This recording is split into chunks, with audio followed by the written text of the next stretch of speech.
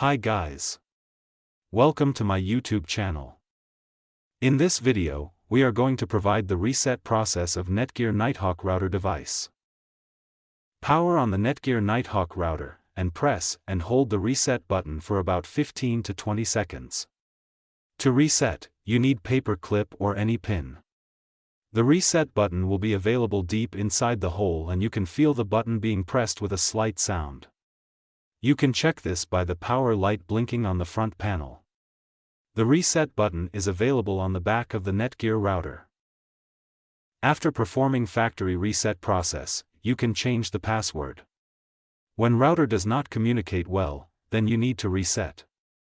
Sometimes Nighthawk router not working issue will be resolved by the reset process. If you need any assistance with reset or setup process, you can reach us or our technician. Thanks for watching this video. Please subscribe my channel for future updates.